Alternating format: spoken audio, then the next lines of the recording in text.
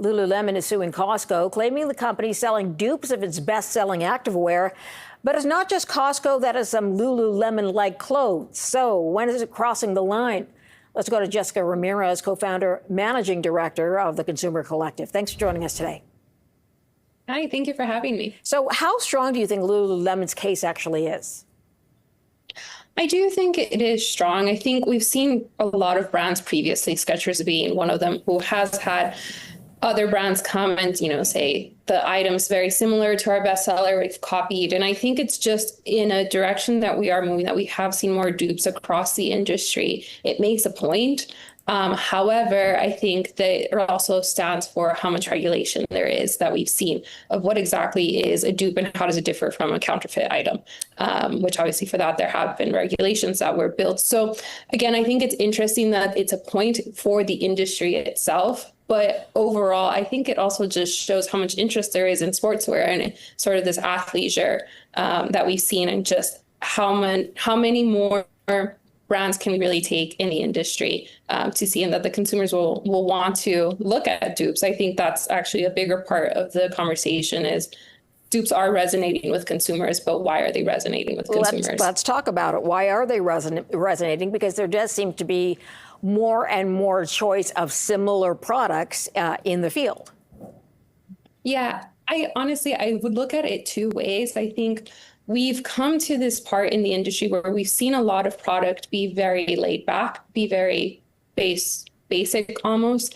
There aren't as many intricate design details as we've had, where I think that could be a staple for a brand, and how a brand made a definition of this is who I am, this is a staple part. There's been almost a bland sort of look in the landscape for various reasons. So that I think is part of it, where we've seen more dupes come up, and it's easier to replicate such items.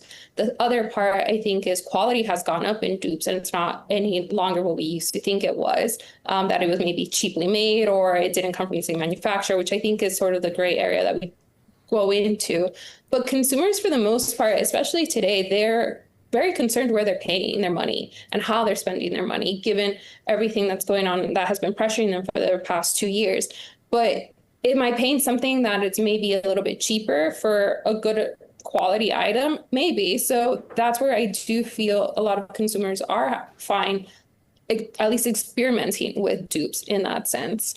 Why do you think Lululemon is suing now? What do you think pushed them to take this action?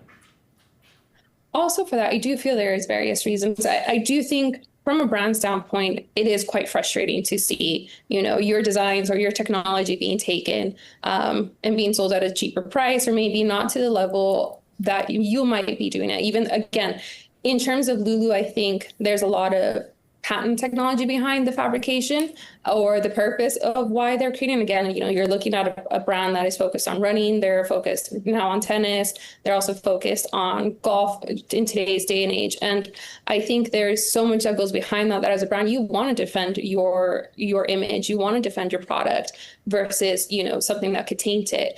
And I think in general, what's been happening with so much of the sport infused or sport interest that the consumer has taken on because of lifestyle changes that have occurred with the consumer, there's many brands that are popping up. There is market share being taken from every single brand.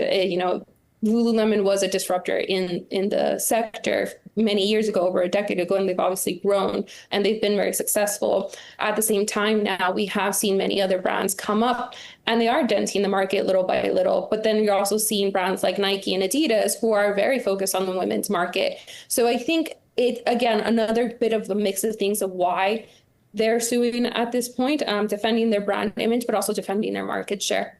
You mentioned that there are regulations around sort of counterfeiting clothes or bags or shoes or whatever it may be. Where is the line, would you say, between offering something that resembles a Lululemon pair of pants and outright copies it?